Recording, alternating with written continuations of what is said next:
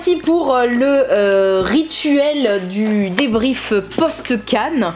Voilà, Festival international des jeux de Cannes, édition 2024, dont nous sommes rentrés il y a à peu près une semaine et demie, quand vous regardez à peu près. Voilà. Ouais. C'était comme chaque année aussi épuisant que passionnant. Je vois pas de quoi tu veux parler. Voilà, lui il a ramené un beau cadeau perso, une belle crève. Voilà. Donc il a une voix bizarre, il va sûrement tousser et fuir. Oui, c'est possible que je disparaisse du champ de la caméra. Le temps de cracher ses poumons, puis après il revient. Voilà, on a ramené quelques petits trésors qu'on vous montrera, dont ce magnifique kiwi, et il ne faut absolument pas me poser la question de pourquoi je fais ça, il est extrêmement doux, voilà. Ça a l'air satisfaisant. C'est très doux, ok, sachez-le. Et bah avant de vous montrer nos petites trouvailles, on va quand même un peu débriefer sur ce Cannes en tant que personne et professionnel. Déjà, moi j'ai envie de dire merci à tous les gens qu'on a croisés, que ce soit des pros, des abonnés, nos commerciaux toujours, et toutes les personnes qui travaillent chez les éditeurs, donc les commerciaux, les animateurs, il y a des commerciaux et des animateurs principalement, mais même la hiérarchie, des fois on croise les grands chefs de certains genres de Yellow ou de BlackRock, voilà. Donc c'est toujours cool d'échanger avec toutes ces personnes, toujours très, très intéressant. D'autres boutiques. Oui, pardon, j'avais oublié. D'autres pro boutiques. Oui. Et cette année, on a même pu jouer à plus de jeux que je trouve tous les festivals précédents réunis qu'on a fait ces dernières années. Il y avait quand même moins de nouveautés que déjà l'année dernière et qu'il y a 2 ans. Quoi. Mais même par rapport à Vichy, même à Vichy, on joue pas à Vichy. On joue jamais, on joue à 1 ou 2 jeux, Vichy, même pas. Ouais, même l'année dernière, c'était vraiment saturé. Mais parce j'ai jamais joué à autant de jeux en festival. C'est vraiment juste avant Essen, quoi. Ouais. Et souvent avant Essen, les éditeurs ils sont obligés de sortir un bon truc en se disant là il faut un truc pour Essen, quoi. Et donc on a un calendrier qui est vraiment surchargé à Vichy. Et à Cannes, le Cannes l'année dernière, moi depuis que je fais les festivals, j'ai jamais pu jouer à plus de 2 jeux par festival. Là on a été efficace aussi, il y a des matins on s'est levé plus tôt pour pouvoir jouer un petit peu. C'est vrai. Ouais. On a quand même joué à des trucs. Oui, on a joué à plus de trucs que d'habitude. Très satisfaisant de pouvoir jouer à Cannes. J'en retiens. Vous vous rendez pas forcément compte quand vous n'êtes pas pro boutique, voire pro tout court. Y a pas le temps.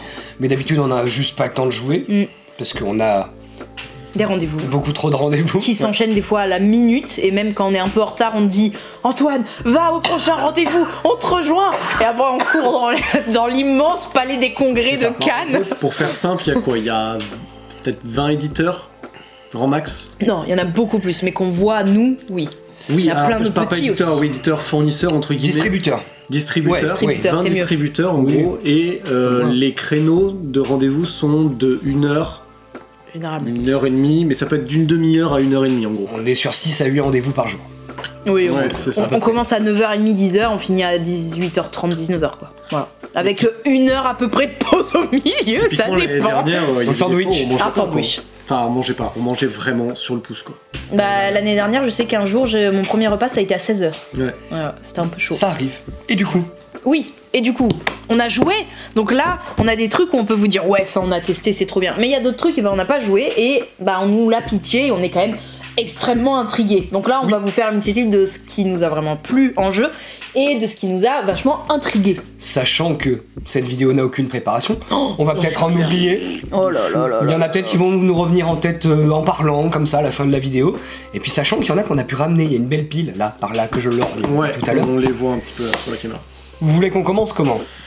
Oh là là là là. On peut commencer déjà avec ce qu'on a. La pile, c'est bien, ça va nous alimenter, la pile. Je pense, ouais. Et eux, ils voudront voir, parce que là, ils ont commencé à lorgner un peu sur le côté. Ils bien sûr, bien sûr. Une vraie pochette. À portée de main, là.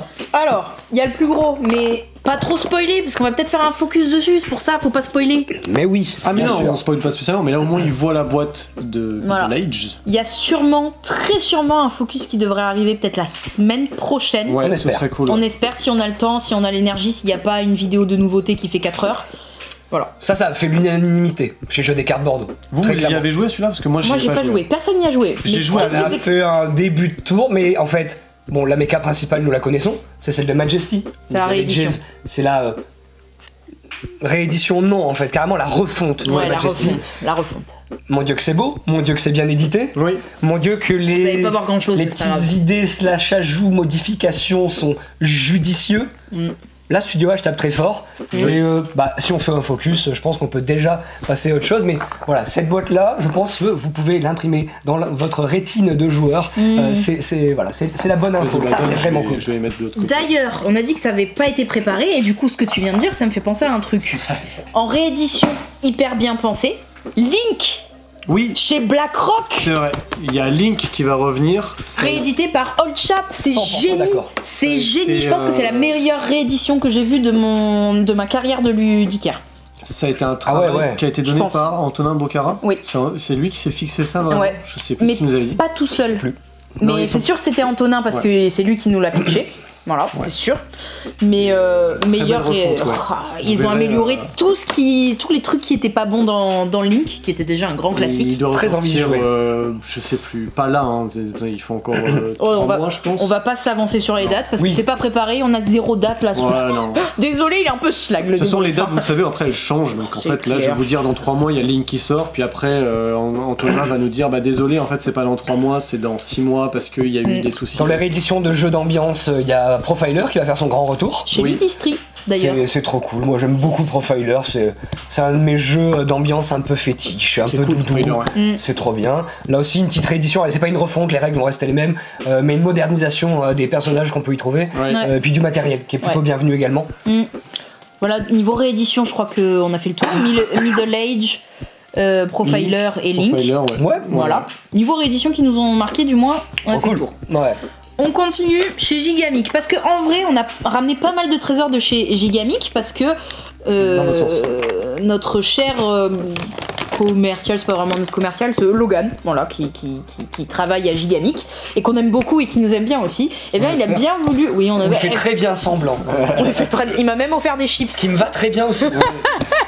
Il nous a prêté quelques jeux, dont Middle Age pour faire un focus. Peut-être sur Rebel Princess aussi, qu'on ne peut absolument pas vous pitcher en détail, parce qu'il nous l'a donné sur le principe de ça a l'air cool. Ok, je vous le donne, peut-être vous ferez une vidéo. D'accord. Voilà, on va y jouer. On va voir. C'est un jeu de pli. En gros, c'est un jeu de pli, mais avec des twists cool. Vous incarnez des princesses et vous devez organiser votre bal. Sauf que, surtout, il faut pas récupérer les princes dans les plis, parce que les princes, ils foutent toujours la merde dans nos ambiances de bal. C'est des relous. Ils sont relous. On les veut pas à notre bal. Du coup, voilà, c'est en gros un jeu de pli. On va éviter de recruter des princes, quoi. Tout ce que je peux vous dire pour l'instant. Mais peut-être sûrement un focus. On verra. Mais on l'a. On finit avec Gigamic que Logan nous a passé. Lui par contre on peut vous en parler, on y a joué, moi j'y ai joué ce midi et j'ai fait jouer Fanny, David et Jeff aussi. En gros on y avait joué il y a 2 ans. Oui, on avait joué au proto de Monsieur Siriex, auteur de ce jeu. Voilà. Et du coup c'est un jeu très satisfaisant de petites collections de cartes. Très très très mignon, hein, très mignon. Avec pas mal de dilemmes en fait sur votre prise de cartes. Vous allez avoir des cartes face visible, vous devez remplir leurs conditions en dessous pour réussir à les valider et en gros dépolluer l'arbre. Mais en gros pour ça vous devez prendre une carte à un moment dans le marché ouvert et quand vous l'ajoutez à votre petite ligne devant vous, il faut qu'à ce moment là vous ayez rempli une des conditions de vos arbres pour pouvoir le purifier. Si au moment où vous la récupérez cette 4e carte, parce qu'on a toujours 3 de base, il n'y a aucune condition qui est remplie, vous devez rendre une carte dans le marché, que ce soit celle que vous venez de récupérer, même si c'est un peu bête, ou une autre. Et vous essayez comme ça de créer un peu votre ligne comme ça vous arrange. Après, il y a plein de petites manières de scorer en plus, etc. En gros, il fallait le voir. Enfin, en tout cas, je pense que c'est ce que voulait faire Florian Siriax. C'était une sorte de inspiration à la Fantasy Realms, mais plus accessible pour la famille. Ouverte. Parce que du coup, la main est ouverte, c'est que 3 cartes. Mais quand je prends une carte, je suis obligé de soit planter, soit refiler une carte dans la rivière. Parce que votre main est limitée à 3 en fait, quoi qu'il arrive. Une espèce de turnover de cartes et d'arbres. Et à chaque fois, ce qui est intéressant, c'est de prendre en considération la condition de l'arbre, mais aussi ce qu'elle nous donne pour les autres arbres. Et donc ça fait pas mal d'infos quand même à prendre en compte, mais finalement ça se prend en main assez facilement, parce que c'est un tableau commun de cartes qui va en comprendre 15. 3 lignes de 5. Oui, c'est ça fait 15, c'est vrai. Donc finalement très simple, avec des connexions d'arbres qui vont faire des points, des arbres qui sont plus durs à planter mais qui rapportent plus de points. Enfin, chez Funny Fox. Chez Funny Fox. Voilà. Maintenant, ça. Trop bien. Bonne surprise. Premier rendez-vous de Cannes, jeudi matin. C'était quand 10h, je crois. Premier rendez-vous, Scorpion masqué, Joël. Bisous. On t'adore, Joël. C'était trop bien. Évidemment. Meilleur moyen de comment. Scorpion masqué. Scorpion masqué. Voilà. On a des magnifiques casquettes d'ailleurs. Sur lesquelles je vais tousser tout le long de cette vidéo. Je présente mes excuses par avance. Bah, au moins, on sait qu'elle est à toi. Tiens. Alors ça. Ah oui. Ah ça oui. Merci Joël. Non mais en plus j'ai une tête à Bob, donc c'est parfait. Oh, non. Juste pour le début de la vidéo. Cette vidéo est sponsorisée par Scorpion Masqué. Oh la tête de Benet. Et moi c'est la casquette ou le Bob? Non. Allez, on va prendre la casquette. No, c'est sur la liste des focus également. Fera pas, on verra bien. Petit jeu de cartes.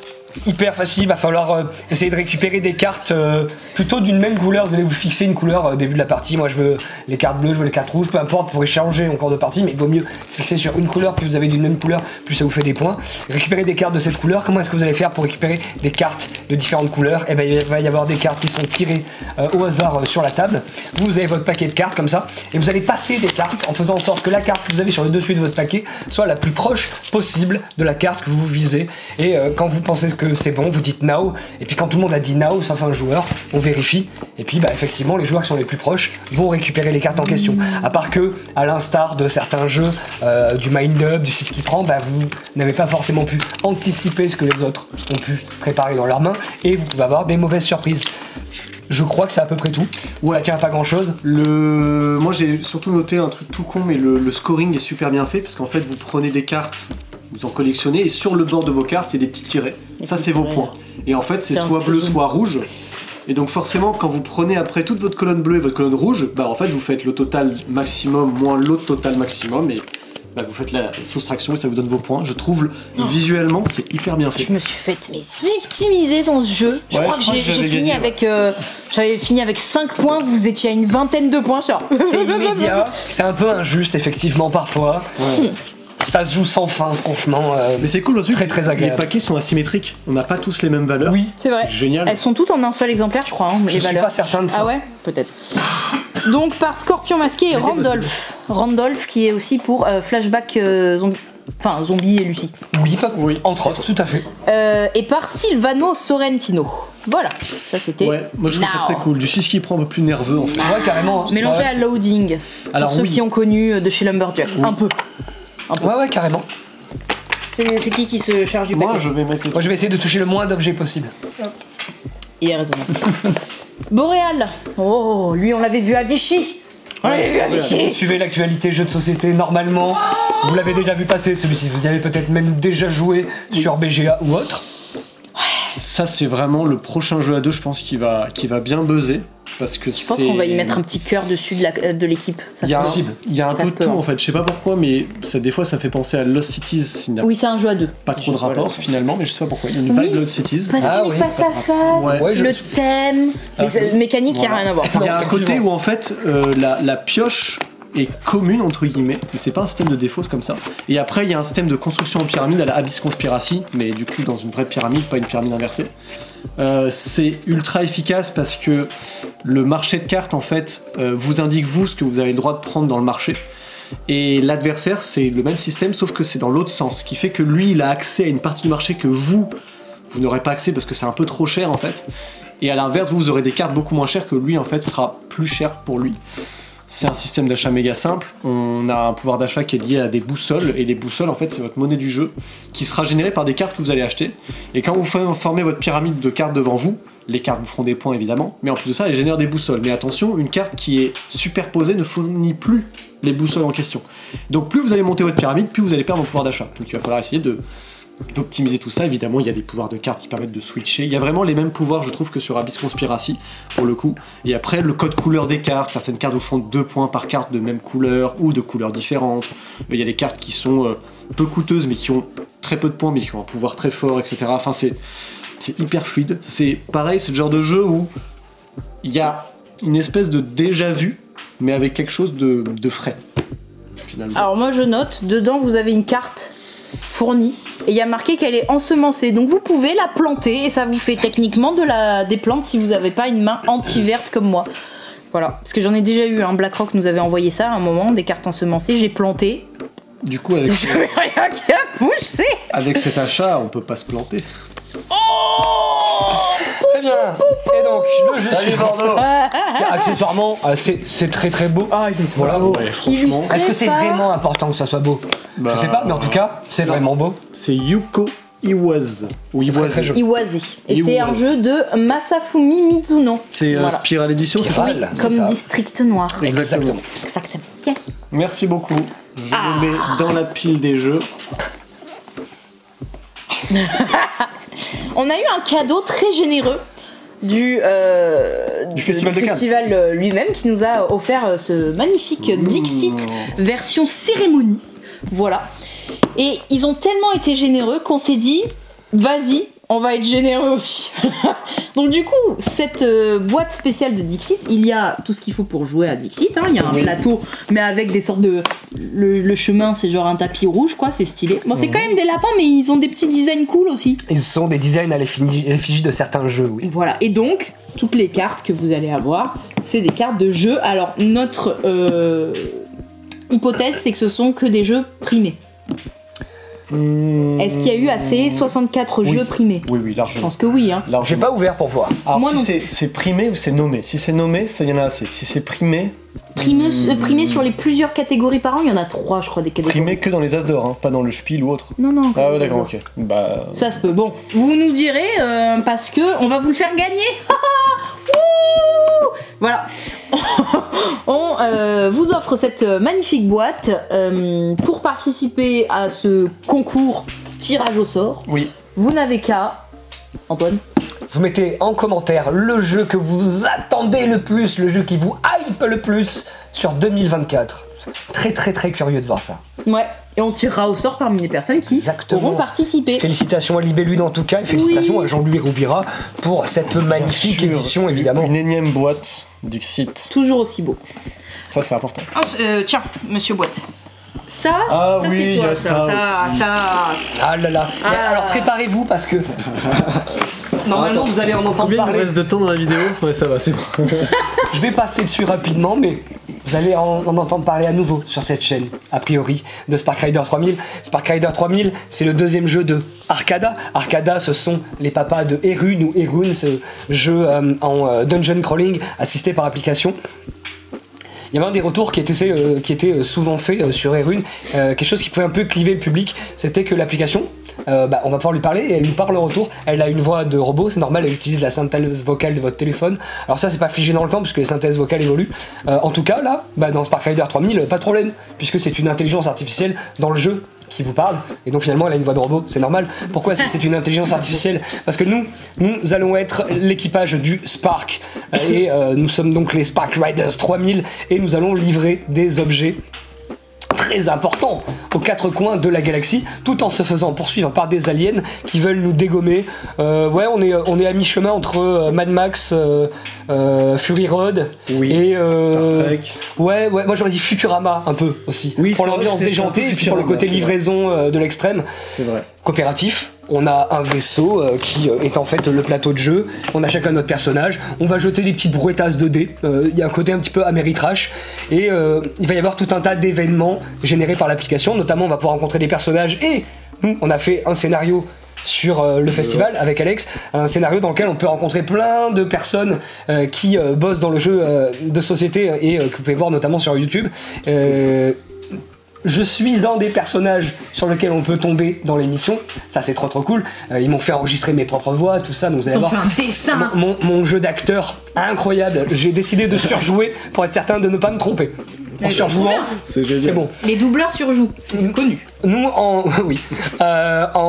jouant, on est tombé sur Pénélope, on est tombé sur Mus, le Etugame, et c'était très cool. Maxildan. Et Maxildan, oui. C'est vrai. Donc que des gens connus du milieu ludique. C'est ce genre de personnes en personnage un petit peu. Vous allez pouvoir, en PNJ, vous allez pouvoir rencontrer, qui vont vous donner des quêtes. Il y a dans les scénarios classiques du jeu d'autres personnages qui sont des vrais PNJ avec des doubleurs de renommée. Je pense notamment à PADG, mais à d'autres qui avaient déjà travaillé notamment sur Erun. Et je le dis à chaque fois, qui fait la voix de l'aubergiste dans Hearthstone. Oui, parce que c'est une voix assez iconique finalement, mais il a fait plein d'autres choses. On vous en reparlera, donc je m'arrête là. Mais voilà, c'est trop cool. Moi je suis reparti avec ma boîte dédicacée, Spark Rider. c'est trop cool vraiment. Et tableau. Et faire un tableau qu'on va afficher, qu'on va vous montrer, je pense, prochainement. Et surtout, Arcada, c'est des choux d'amour. Voilà, hop, monsieur Boîte, on a dit c'est toi qui fais ça. Je la mets sur la pile. Mais je vais vous en reparler, ne vous inquiétez pas. Ça oui. Skyrocket, qui, une fois traduit, en fait, relocalisé par Matago, va s'appeler Fireworks. Alors ça reste un mot anglais, mais personnellement, je préfère Fireworks parce que déjà je trouve ça plus évocateur et en plus avec cette police d'écriture un peu spéciale c'est vachement plus lisible. Là normalement vous devez pas le lire. Skyrocket, mais Fireworks c'est clair et ça donne bien en plus avec cette typographie, ça veut rien dire, c'est on le est terrain. Sur du Kites plus quoi. C'est du Kites c'était quoi le mot dynamisé, dynamique, survitaminé. Voilà. Ça fait partie de ces jeux qui sont un peu frustrants parce qu'on se dit ah mince, c'est Kites sans mieux, du coup moi qui aime Kites, c'est ce que je suis frustré parce que mon kite du coup il va prendre la poussière désormais, ou est-ce que je suis trop content parce que là-dedans il y a plein d'ajouts, ça va énormément se renouveler, c'est scénarisé, c'est chapitré, du coup d'une partie sur l'autre on va pas forcément faire la même chose, on n'aura pas les mêmes contraintes, on n'aura pas les mêmes buts. Oui. Et donc effectivement si vous avez déjà le premier, le petit frère à la maison, vous allez osciller entre frustration et satisfaction. Ceci dit, quand vous l'avez à la maison et que vous vous lancez, je pense que ça va être pure satisfaction parce que on nous a un petit peu teasé nous, les ajouts, les petits trucs différents. On y a joué avec Alex. Vous avez eu la chance d'y jouer. On y a joué. Oui, parce que cette boîte en vrai, Thomas de Matago nous l'a passé il y a un moment. Après il nous l'a passé pendant la période de Noël, donc on l'a vu de loin, on l'a fait oui un jour on reviendra pour toi. Mais on a réussi à y jouer avec Alex. Très chaud. En vrai, vous pouvez garder votre kite parce que kite vous pouvez le sortir pour des gens qui viennent genre vite fait, qui aiment pas trop jouer. C'est très simple. Là, certes la première partie est simple, le premier scénar, même si vous avez quand même une autre notion à gérer. Après, on est passé du premier scénar où on s'est dit avec Alex ça va, easy. Deuxième scénar, on s'est vite démonté. On n'a même pas tenu quelques secondes avant de se faire démonter. C'était un peu chaud. Il y a des contraintes nouvelles à chaque nouveau chapitre qui sont plutôt cool. À la Kites, vous allez devoir garder ces feux d'artifice. Cette fois, c'est pas des cerfs-volants en l'air, donc les sabliers ne s'écoulent jamais.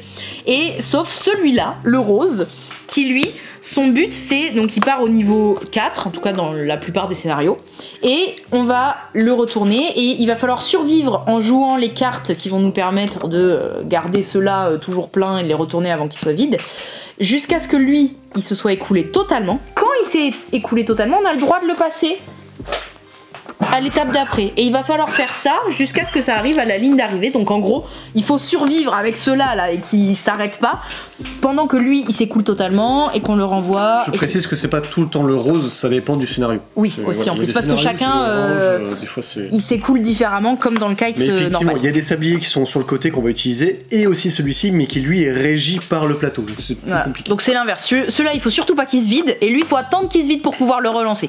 Voilà, ça c'est la base. Tu peux me dire le temps là qu'on a sur le côté? Oui, parce que peut-être qu'on parle trop aussi. On a encore 4 minutes, on pourra faire une petite pause. Une fois qu'on aura vu les boîtes, on fera un chapitre 2. Voilà, exactement. Devient chapitré, et on vous parlera des trucs qui nous viennent en tête comme ça. On va peut-être faire une liste. Bon bref. Voilà, ça c'était Fireworks. Donc voilà, après vous avez d'autres modules où carrément vous devez cacher avec une boîte le rose et jauger quand il est écoulé. Ça fait penser un peu à Stay Cool. Ça je crois. Hop là. Donc, avant de passer au chapitre 2, est-ce qu'on parle vite fait justement de Sink or Swim? Oui, on en profite, on a la boîte. On a dit qu'on parlait des boîtes. Justement, on passe vite parce que du coup, Sink or Swim, vous l'avez sûrement déjà vu, aperçu, entendu parler, notamment grâce au Passe-Temps qui avait fait une énorme vidéo. Et c'est grâce à eux d'ailleurs qu'il arrive en France. Voilà. Parce que Simon l'a sourcé lui-même aux États-Unis, il a dit ça c'est trop bien. Et il y a eu tellement d'engouement que Yellow s'est dit je vais peut-être le traduire. Et donc un peu à la manière d'un Skyrocket, effectivement c'est assez survitaminé, c'est un jeu avec une application qui vous demande de jouer des cartes qui peut faire penser éventuellement à des jeux de pli un peu à la The Crew, en mode il faut remplir des contraintes. Même couleur, des contrats, même valeur. C'est coopératif, effectivement il faut qu'on ait rempli les mêmes conditions entre tous les joueurs. Au début on n'a qu'une condition, puis 2, puis 3, puis 4, puis 5. Et ça se joue en quelques secondes. Voilà. Première manche c'est 15 secondes. Voilà. On n'a pas le temps quoi, on n'a pas le temps de respirer entre guillemets, ça porte bien son nom Sink or Swim pour le coup. Voilà, on peut communiquer à fond, on peut pas se montrer nos cartes. Il vaut mieux communiquer, oui. Et même quand on communique, ça va tellement vite que tu fais des bugs. Et quand tu penses avoir rempli toutes les missions, on fait tous comme ça. et après on check. Mais c'est hyper chaud, hein. Super chaud. Il me tarde vraiment de découvrir toutes les contraintes qu'il y a dans la boîte. On est encore en train de le découvrir. Mais en ce qui me concerne, c'est 100% convaincu déjà. Ça doit arriver en juin de mémoire. C'est le parfait moment pour le sortir. Voilà. Pardon, petit bâillement. Petit bâillement des familles. Bah voilà, on n'a plus de boîte à montrer de nos petits trésors. Non. Et ben on va faire la petite pause. Chapitre 2. Chapitre 2, effectivement. Alors, on s'est un peu organisé, la preuve. On a pris des notes. Oh! On va parler des jeux qui nous ont marqués par éditeur. Voilà. On touche pas les kiwis des autres. Non mais... voilà, on a classé par éditeur. C'est peut-être un classement qui vous parle pas trop en tant que joueur, mais bon, nous, ça nous aide à nous repérer. On va commencer par Yellow. Vous avez adoré tous les deux 1%. T'es sûr que toi t'avais vraiment adoré? Parce que oui, en fait c'est... Alors on est d'accord que c'est bête ce jeu, mais comme pas possible, mais bête, mais comme j'aime en fait. Ouais, c'est trop bien, ouais. Faut mélanger un petit jeu un gros jeu de chance avec un jeu d'enchères à l'apérodo. Vous allez enchérir avec des cartes en fait, hein. Donc là par exemple je pense qu'il y a 4 comètes. Ouais, c'est ça, 5 comètes, d'autres quelqu'un va dire non, il y a 6 comètes, 12 comètes, etc. Et en fait, c'est des enchères pour pouvoir justement, si on gagne les enchères, avoir le choix, gagner 3 actions. Les actions, entre autres, ces 3 actions-là, on a le choix parmi 2 manières de les dépenser. Soit on jette 2 dés de 10, et quand on lance 2 dés de 10, si on fait double 0, on gagne instantanément la partie. Donc c'est vraiment le but. C'est fini. Une autre action qu'on peut faire plutôt que de lancer les dés, ça peut être de récupérer l'une des cartes qui est au centre de la table, qui est comprise entre 1 et 9 en gros. Et du coup, ça me permet, en récupérant des cartes, mettons si je récupère un 1, ça veut dire que maintenant, au lieu de faire double 0, je peux aussi gagner en faisant 0 et 1. Ou double 1 par exemple. Ça, c'est vraiment les manières de gagner. Donc, plus j'achète de cartes, grâce à mes actions, plus j'ai de chances de contrer l'aléatoire. Mais en contrepartie, et moi c'est là-dessus que je me suis fait avoir, j'ai chopé des cartes sur la première manche pour me dire allez, j'optimise ma manière de gagner. Et finalement Antoine, juste avec un 5, l'a pris, il a lancé 2 fois les dés, il a fait un 0 et un 5. J'ai joué comme un gros benet. Le jeu m'a fait gagner, je ne le méritais pas. C'est trop bien. C'était évident. C'est trop bien parce que tu peux gagner une manche, te dire bah vas-y, je prends pas les cartes, je lance 3 fois le dé. Et au 3ème jet, tu vas faire double 0, t'auras gagné. Je trouve ça génial. Moi, je trouve ça trop cool. Alors, c'est clairement pas le jeu qui va vous occuper pendant 5 heures. Bah.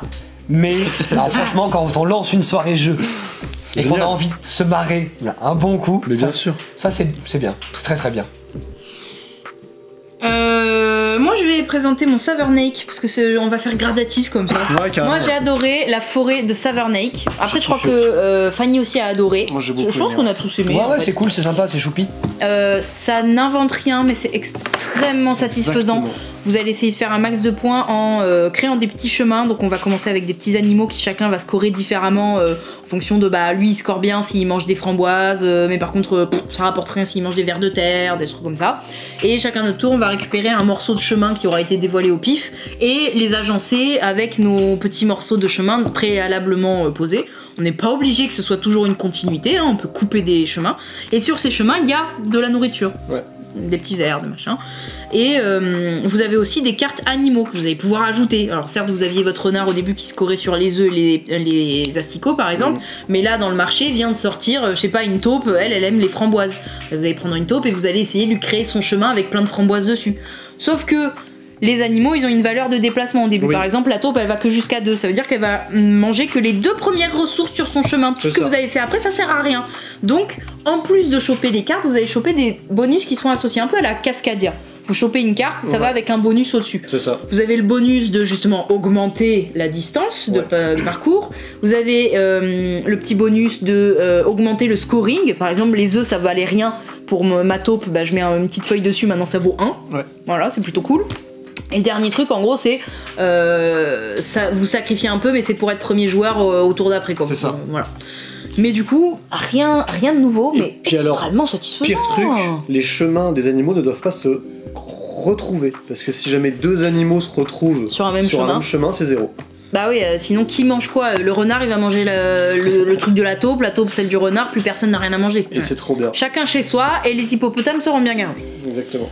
Voilà, ça c'était Savernake, toujours chez Yellow. J'ai très hâte, c'est très mignon. Je sais pas si Alex prendra le temps de faire des inserts d'images. Si c'est le cas, ça sortira sûrement dans 6 mois, le vlog. Non, tu mettras la fiche pour que je puisse mettre des images si j'en trouve.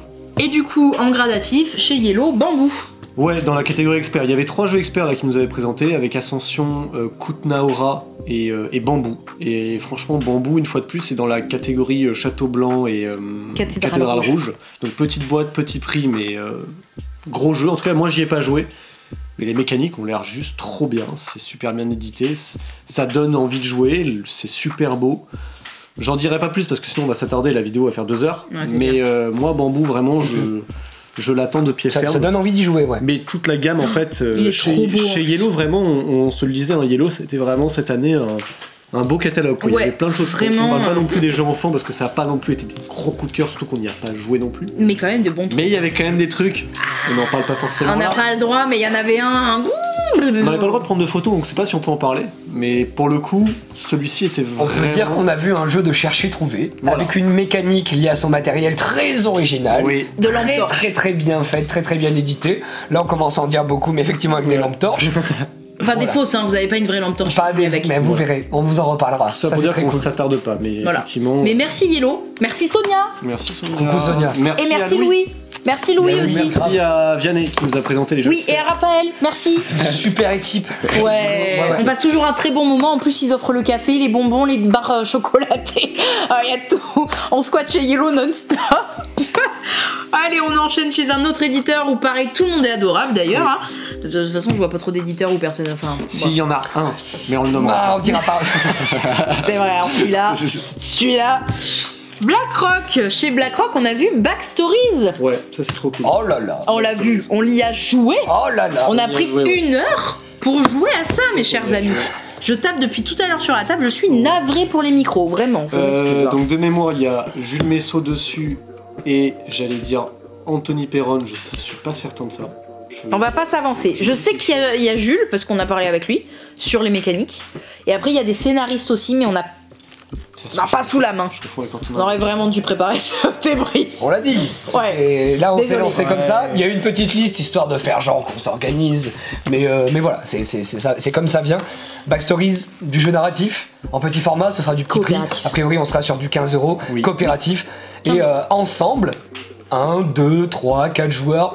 Pas plus si on est un petit peu les uns sur les autres, mais 4 c'est encore tout à fait gérable. On va essayer d'aller au bout d'une histoire, essayer de trouver la bonne fin de cette histoire. Il y en a ça plein va être une gamme, il va y avoir plusieurs histoires. On va commencer avec Piégé sous la glace, Piégé sous les glaces. Ouais.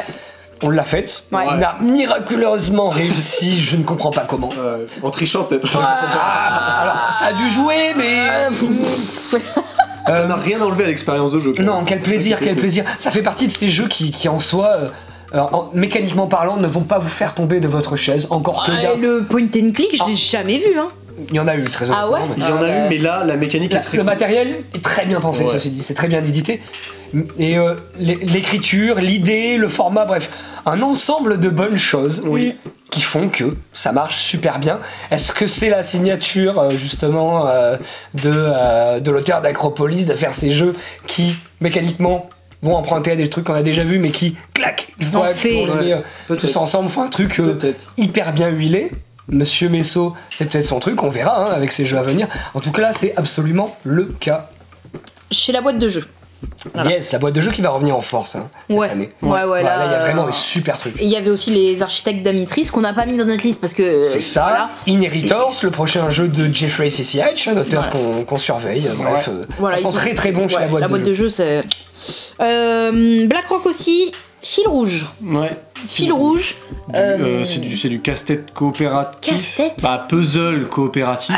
C'est Perspective. Dans les dernières nouveautés qui est sorti, c'est ce jeu d'enquête coopératif où chacun a un morceau de l'histoire et de la temporalité. On n'a pas le droit de les montrer, il faut la décrire aux autres pour refaire la temporalité. C'est plutôt un jeu émotion. En tout cas, la démo qu'on a fait, c'était sur une relation parent-enfant avec un deuil à l'intérieur et tout, mais c'est que la démo et après il y aura d'autres scénarios. C'était cool. C'était une belle expérience. C'était une très belle expérience. En plus, on a joué avec Nico Dupas. On était nuls. C'est un bon jeu coop où il n'y a pas d'effet leader en fait. Non, parce que si t'écoutes pas les autres, on a tous perdu. Voilà, il y a un partage d'infos qui est important. C'est le genre de jeu où tout est dans la finesse de l'histoire qui va être racontée. Dans l'écriture. Et encore, écriture, est-ce que c'est le bon mot? Je ne sais pas, parce qu'il n'y a pas de texte. Et donc tout va devoir passer par les illustrations, le séquençage, bref, l'art séquentiel en fait, ce qu'on appelle aussi la bande dessinée.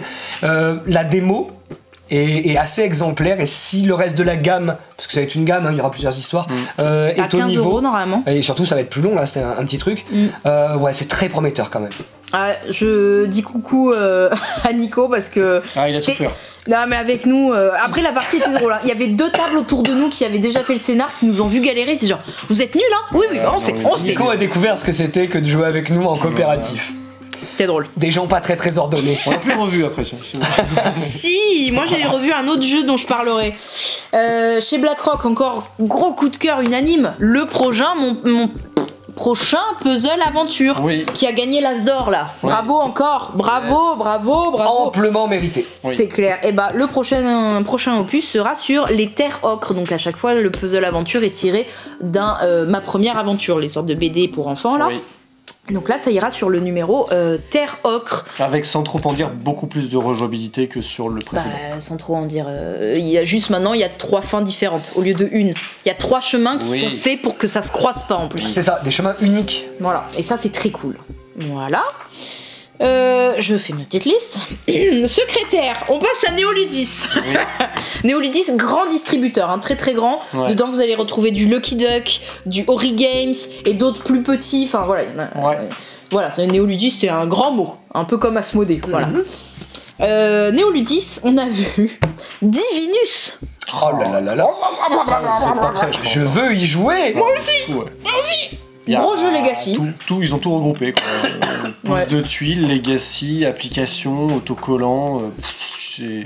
C'est le Carcassonne qui rencontre Gloomhaven, je sais pas. Ouais, il y a un petit peu de tout ça. Ça aussi, évidemment, on en reparlera, mais on va se la faire. C'est pas de Legacy, c'est à peu près certain. Je suis bien content que ça t'ait botté, qu'on puisse t'embarquer sur un jeu de poste de tuiles Legacy, ce qui n'était pas gagné quand même de base. Oui, c'est vrai que vraiment, le premier scénar, vous prenez des tuiles et vous les posez sur un plateau commun à la Carcassonne. Voilà, c'est tout.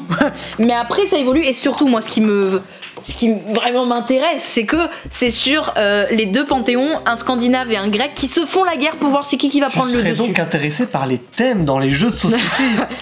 Vous entendez ça? Flash info. C'est plutôt joli pour de la pose de tuiles, on va construire un décor parce que très honnêtement c'est pas toujours le cas.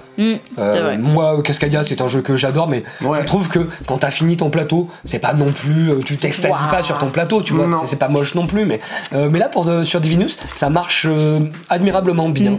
En plus, Guillaume, notre commercial, nous a bien pitché le jeu en disant oui, tiens, imaginons comment il s'appelait ton demi-dieu. Je sais plus comment tu l'avais appelé. Il s'appelait Jean-Michel.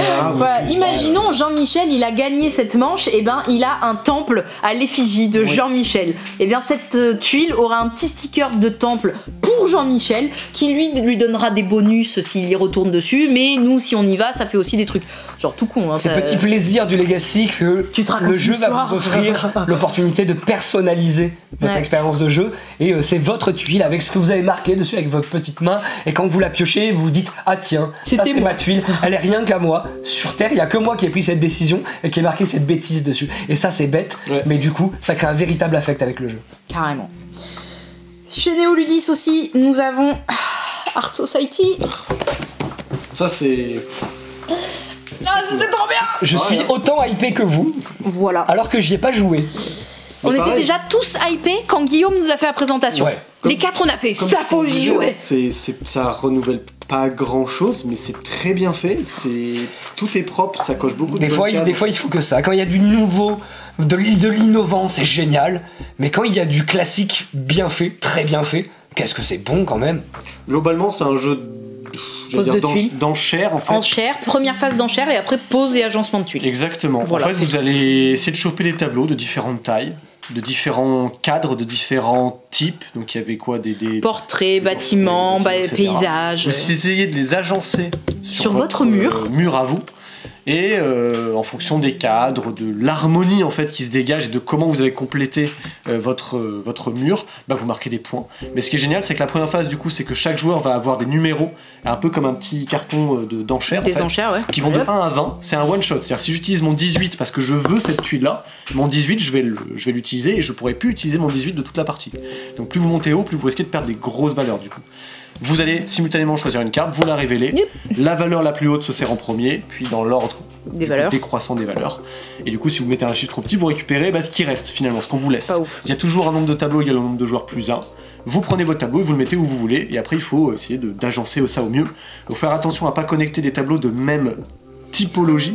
Sûrement pas, malheureux, sûrement pas. Faute de goût, parce que du coup ça crée un vieux pâté qui est pas finalement très harmonieux. Par contre, harmonie des mêmes types de cadres. Les mêmes types de tableaux, non. Les types de cadres, c'est très important. Voilà. Et donc, du coup, 2 types de tableaux, non, parce que ça fait des points, 0, en fait, ça fait pas de points. Alors que les cadres, oui, plus vous mettez de cadres identiques côte à côte, plus vous pouvez récupérer des points bonus. Vous pouvez même récupérer des décos de grand-mère, genre les vieilles assiettes pour combler les petits trous. C'est trop drôle. Moi je trouve qu'il est parfait parce qu'il associe de la pure interaction sur les enchères. Ouais. Et après, la phase où chacun, comme un autiste, là dans son coin, il fait son petit tableau et il fait son petit mur d'œuvre tranquille ou balou. Donc c'est l'équilibre parfait. Et malgré ça, il n'y a pas ce qu'on peut appeler d'analysis paralysis. Il n'y a pas un joueur qui va dire alors attendez, je sais pas trop. Alors on a joué avec Fanny, mais il n'y a pas trop Fanny. Ça. Balle perdue. Voilà. Il n'y a pas trop ça. Malgré le fait qu'il y a des joueurs qui peuvent beaucoup hésiter quand tout le monde a choisi et qu'on te regarde là, allez. Et du coup tu vas forcément jouer très vite. Ouais. Donc du coup c'est cool, ça bloque pas le jeu en fait. Il y a une phase vraiment très rapide et après on met son tableau. C'est vraiment s'il y a un jeu qu'on a retenu, qu'on devait mettre au-dessus des autres, et si vous ne deviez retenir qu'un jeu de cette vidéo, a priori c'est plutôt celui-ci. Mais ne faites pas ça, retenir qu'un seul jeu de cette vidéo, ça n'aurait aucun sens. Oui. Mais quand même, voilà, c'est histoire de le mettre vraiment en avant parce que dans notre cœur il a particulièrement matché. Gros cœur. Encore chez Néoludis, et là en plus il y a une petite part d'affectif. Oui, forcément. Mais même objectivement, il est bien. C'est trop cool. C'est Stickers. Je te laisse en parler. Alors Stickers, ça va sortir en fin d'année, ça va sortir aux alentours de septembre. Ce sera le 3e jeu de l'éditeur Tumanta. Vous dites mais Tumanta, ils n'ont fait qu'un jeu pour l'instant. Eh ben, ce sera le 3e. Ça va être un jeu avec une ambiance un peu fun, bête et méchante. Ça vous fera penser à des jeux un peu comme Unstable Unicorns, Exploding Kittens, tout ça dans sa direction artistique. On va jouer avec des cartes qui représentent des animaux mignons mais pas si mignons que ça. Et on va faire des collections de quoi ? Des collections de cartes quand on joue. En fait, devant ça, on fait chacun sa collection de cartes. Mais le thème en lui-même du jeu, c'est la collection de cartes. Puisque les collections que vous allez jouer, elles vont être liées à une sorte de marché, de barème ou une c'est ça, de la bourse, tel type de carte vaut plus que tel type de carte, ça rapporte plus de points parce que c'est plus rare, c'est un peu votre carte market personnelle, et puis vous allez faire en sorte que vos collections vous fassent marquer le plus de points possible, à part que quand vous allez jouer des cartes, elles peuvent avoir des petits effets, notamment pour jouer sur la fameuse bourse en elle-même. Le plus du jeu, ça va être ce qui est dans le titre, ce sont les stickers, puisque les stickers à la fin de votre première partie, hop, vous comptez vos collections, vous comptez vos points, pim, il va y avoir un gagnant, une gagnante, bref. Et là on vous dit super, vous allez pouvoir ouvrir le premier booster. Des boosters, il y en a plein, mais quand je dis il y en a plein, il y en a plein. Oui. Et dans ce booster, on va trouver plusieurs choses. On va trouver tout d'abord une nouvelle règle, puisque c'est un jeu évolutif, et même Legacy, puisque on va également trouver des petits stickers, et donc qui sont liés à ces nouvelles règles. Des petits stickers, des petites étoiles, des petits triangles, etc. Des moustaches. Alors ça c'est encore un autre truc. Ça c'est autre chose, Ces stickers, donc, qui sont liés à ces nouvelles règles, on va pouvoir les mettre sur les cartes de notre choix, sur des emplacements autorisés, et on va modifier ces cartes. En général, on va favoriser ces cartes. Alors là, il y aura plusieurs manières de faire. Soit il y a vraiment une famille que vous aimez le plus, alors elles ont des jeux de mots un peu pourris. Moi c'est les Corkings. Les Corkings sont bien, il y a des vampires qui sont cochons, c'est les Vampigs. Bon, des petits jeux de mots un peu nazes, mais qui marchent très très bien. C'est ma famille préférée, je vais la favoriser. Ou juste j'aime bien cette carte là dans cette famille et cette carte là dans ma famille. Ou tiens, cette carte elle m'a fait gagner, hop, je la favorise. Je mets les stickers là où je veux. Et puis, autre chose, il va y avoir donc des stickers, comme l'a dit Alex, qui sont purement cosmétiques, avec des petites pipes, des petits chapeaux, des cannes, des tasses de thé, il y a tout et n'importe quoi. Et là, c'est pour le plaisir d'améliorer vos cartes visuellement. Du coup, il s'est passé quoi ? Vous avez fait votre première partie ? vous avez ouvert le booster, vous avez une nouvelle règle, vous avez stické tout ça, vous avez juste envie de faire une autre partie. Ah oui. Parce que vous voulez essayer cette nouvelle règle, et puis vous voulez tomber sur la carte où il y a le petit chapeau et le mug, bah du coup vous allez faire une autre partie, puis vous allez ouvrir un autre booster, et ainsi de suite, et ainsi de suite, et ainsi de suite. C'est complètement addictif. Oui. C'est un legacy familial, je trouve. Ouais, mais c'est purement ça. Et puis, un peu à l'instar de Divinus et compagnie, il y a ce bon truc de quand vous aurez terminé tous les boosters, vous aurez tout collé, votre boîte de stickers, elle sera vraiment unique au monde. C'est clair. C'est impossible que quelqu'un d'autre sur Terre ait fait la même boîte, à moins que vous soyez mis d'accord. Et donc, il y aura même carrément ce truc de, vous arrivez en soirée jeu chez votre assaut de jeu préféré ou autre, vous avez votre boîte de stickers, il y a quelqu'un d'autre qui a une boîte de stickers, et vous allez pouvoir les comparer. Ah tiens, t'as fait quoi toi? C'est quoi que t'as amélioré? Parce que ça sera pas la même boîte, et au final, elle se jouera pas exactement pareil. Et ça, c'est trop fort. Et voilà, et donc pour un jeu familial accessible à partir de 8-10 ans. Ouais, c'est ça. Je dirais 8 ans. Trop cool. Ouais, je pense que c'est 8. Le premier niveau, c'est 8. On l'attend relativement de pied ferme, celui-ci. Oui. C'est vraiment original. C'est une pote qui fait ça, c'est pour ça qu'on parlait d'affectif. Coucou Béa. Puis même Tumanta, ils sont trop cool. Oui. Et c'est une autrice de jeux de société, ce qui manque relativement dans notre beau métier. C'est clair. Bon, et un qui vous a beaucoup marqué, vous deux et Fanny. Méga Jackpot. Méga Jackpot. Moi j'ai plus de voix. Ouais, en fait il a tout donné sur sticker. Méga Jackpot, il y a un côté justement où il va mourir et il revient. Méga Jackpot, il y a un côté justement un peu de, comment on appelle ça, de jackpot là. Jackpot là où il y a les trucs qui, il faut aligner en fait les mêmes symboles. Les mêmes symboles, et en fait ça c'est représenté par des cartes. On va tenter d'aller chercher à chaque fois les trucs. Si on tente et qu'on s'arrête, finalement on peut offrir des opportunités à l'adversaire. Mais il y a un moyen quand on fait un jackpot de gagner des points, certes, mais on peut aussi tenter d'aller chercher le méga jackpot parmi 4 cartes face cachée. Il y en a un, c'est le génie, je crois. Il faut aller chercher le génie. Si je trouve le génie, j'ai gagné.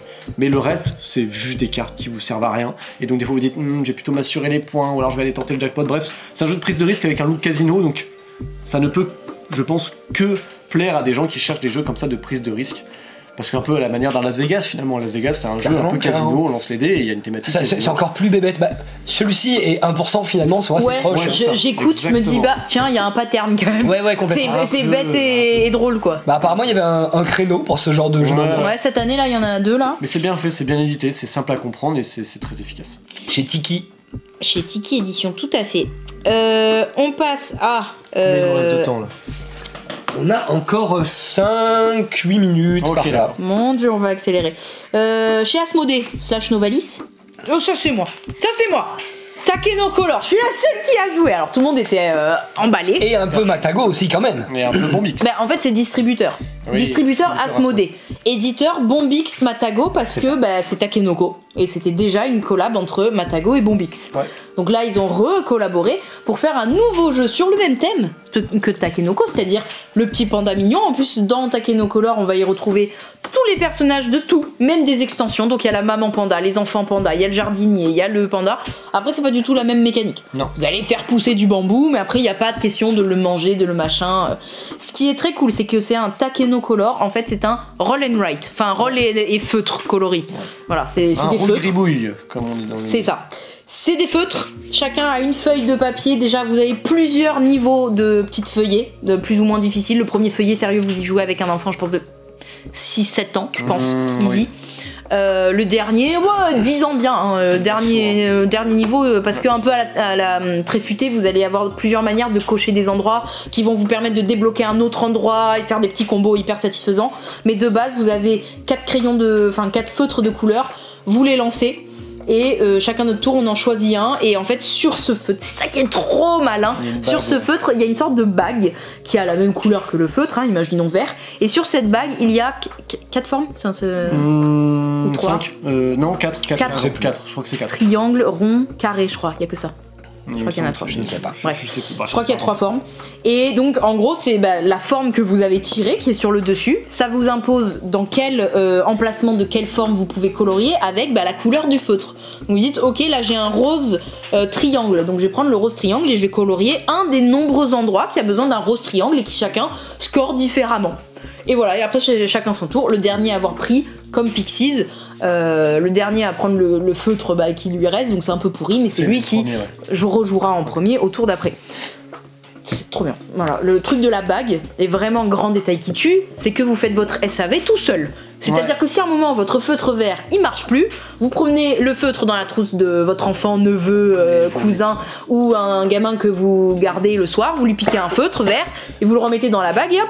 Ça s'adapte sur toute taille standard. Ça c'est une prouesse technique. On dit vraiment bravo à Matago et à Bombix pour avoir, parce qu'ils nous ont raconté que c'est ça qui a pris le plus de temps. Bah, oui, c'était de calculer la bague qui tient bien mais qui voilà. Mais résultat, le jeu est impeccablement édité. Ouais. Là ils avaient quelques petits détails de colorimétrie, de couleurs. Ça va être beau, ça va être bien édité, ça va être un plaisir à jouer. Moi j'ai joué avec Tony et Nico et Seb du passe-temps, c'était très cool. On a passé un très bon moment. Bisous à vous les garçons. Voilà. Ensuite, il y a Trek Through Story. Trek Through History. Ouais, c'est un jeu qui va arriver distribué par Novalis. C'est un jeu qui avait, je pense, peut-être un peu buzzé à Essen. Ouais. C'est un jeu très cool où on va voyager dans le temps. Déjà, moi, la thématique, j'adore ça. Et c'est sous forme de un peu bingo et un peu collection de cartes, dans le sens où vous avez une fiche devant vous, où vous allez pouvoir poser des ressources, entre guillemets, des petits jetons que vous allez placer de telle manière à scorer des lignes, des colonnes, différents points, donc comme un peu un petit bingo, avec des ressources bien précises. Ces ressources-là, vous les chopez grâce à une rivière de cartes, donc vous chopez une carte et la carte vous dit quelles ressources vous gagnez, plus le plateau en fonction de où elle est située. Et cette carte-là, vous la prenez. Cette carte-là, elle a une date dessus. Et en plus de ça, donc pour scorer votre bingo, vous aurez assez moyen de scorer sur la collection des cartes, mais vos collections de cartes, elles doivent avoir une timeline croissante. Donc si vous commencez avec des cartes dans votre collection, il vaut mieux prendre des cartes qui sont des dates vraiment très anciennes, bien avant Jésus-Christ, comme ça ce sera un bon départ, et on va monter pour avoir la plus grosse collection. Ce qui est cool, c'est que du coup on va faire 3 manches entre guillemets, et à chaque manche vous allez regarder vos 3 colonnes de cartes, et celui qui en a le plus va gagner beaucoup plus de points que les autres. L'autre petit twist qui est cool pour savoir qui va jouer lors d'un tour, c'est de la même manière que Tokaido, c'est que vous avez... Et Patchwork, c'est que c'est le joueur le plus en retard qui joue. Donc en fait vous avez une espèce de montre à gousset qui va avancer. Quand vous récupérez une carte, ça vous indique combien de temps vous dépensez. Et du coup, si vous dépensez beaucoup de temps pour aller chercher une carte, du coup vous savez que vous allez jouer en dernier, alors que si vous prenez peu de temps, vous allez jouer très souvent. C'est des mécaniques pareilles, très simples. C'est là où ça fait penser à Patchwork. Ouais. Mais du coup c'est très bien. C'est 3 petites mécaniques qu'on a vues dans plein de jeux différents. Mais du coup regroupé en un, c'est forcément, je trouve, un jeu qui devrait normalement plaire à beaucoup de gens. Voilà. Sales. Regarde le temps qu'on a. Oui. Rapide. Parce qu'en plus, de toute façon, Sales. On n'a pas eu énormément d'infos dessus. C'est juste que ce qu'on nous a pitché, on a fait ouh, ça a l'air bien. C'est un jeu de pli coopératif pour faire avancer un petit bateau. Pour 2 personnes. Pour 2 personnes uniquement. Et pour faire avancer ce bateau, en fait, on va pouvoir essayer de récupérer des plis, mais sur ces cartes. Il va y avoir certes des valeurs qui vont être importantes pour savoir qui récupère le pli, et du coup comment on fait avancer le bateau, parce que le bateau n'avancera jamais tout droit, il avancera soit vers mon allié, soit vers moi en fonction de qui a pris le pli. Mais en plus de ça, sur les cartes, vous avez des symboles, et en fonction des symboles, que ce soit des gouvernails, des soleils, des palmiers, qu'importe, et en fonction des paires de symboles, vous allez enclencher un pouvoir, et ça peut vous permettre soit d'être favorable à votre progression, soit du coup défavorable à votre progression. Je voulais résumer très rapidement. Ouais, c'est très bien résumé, sachant que si on ignore vraiment les symboles, on finit par se faire grignoter par le Kraken. C'est ça. Donc on est obligé de les prendre en compte à un moment ou à un autre. Exactement. Sachant que à la Sky Team, c'est totalement non-communication. Voilà, oui. Tu vas gagner le pli, toi, moi, Motus. Voilà. Ça, on n'y a pas joué, ça nous a juste donné c'est une très belle édition, parce qu'en plus c'est illustré par monsieur... Santiago. J'adore cet homme, il est redevenu grave à la mode cette année et j'en suis très contente. Il nous reste plus ou moins 3 minutes. C'est très bien, allez. Tree Society, je pitch très vite fait. Je trouve que c'est Spellbook, mais encore mieux. Un peu comme Fireworks, qui est la meilleure version de Kites. Voilà, Tree Society, c'est la meilleure version de Spellbook. Où vous allez en gros récupérer des ressources, des fruits qui vont vous permettre eux d'acheter des pouvoirs qui vont pouvoir venir chez vous, et avec les fruits qui vous donnent de la monnaie vous pouvez améliorer vos pouvoirs, et les fruits eux il va avoir une sorte de bourse en gros, plus vous en vendez plus vous avez d'argent, mais moins ça va apporter de sous parce que la prune ça n'a plus trop de valeur, vous venez d'en vendre plein. Quelque chose qui est rare, qui est peu présent sur le plateau. Ça coûte cher et ça vous rapporte énormément d'argent de le vendre, et à l'inverse, si ce fruit est très présent sur le plateau, vous pouvez l'acheter pour pas cher, par contre vous le revendrez pour pas cher non plus, et vous allez essayer d'être opportuniste là-dessus, et ça j'adore. Ouais, très cool. Tree Society, et dernier, chez Matago, là t'abuses. Ah mais oui. C'est le vrai titre. Trop bien. C'était pas juste pour une picarde. On peut le pitcher en 2 mots. Ouais. C'est le Perudo des thèmes ouverts, comme ça. TTMC. La longueur du coup d'une girafe. Moi je dis 5 mètres, genre suivant on va dire 6. À moi 9. Là t'abuses. Parce qu'il pense qu'il a dépassé la réelle longueur moyenne du coup d'une girafe. On vérifie sur la carte, c'était 12, donc finalement non. Et la personne qui se trompe se mange la carte, il y a des petites têtes de canard dessus. Il faut pas avoir des têtes de canard, on veut les éviter. C'est aussi bête que ça, mais quelle bonne formule. Et ça tient dans la main. Petit format avec un canard rigolo dessus, on peut l'emmener partout, ça va coûter plus ou moins 12 €. Et pour l'été, c'est vraiment bienvenu comme format. Ouais, bravo Matago. Très vraiment, ça nous a marqué. On a fait c'est malin, c'est bien. Ouais. Vendu, acheté, on adore. Voilà, c'est bon, on a fait la liste. C'est très très long, sûrement, très mal organisé, mais bon. 10 secondes. Vous nous aimez bien pour ça, hein? 10 secondes. Donc à bientôt chez Jeux des cartes Bordeaux.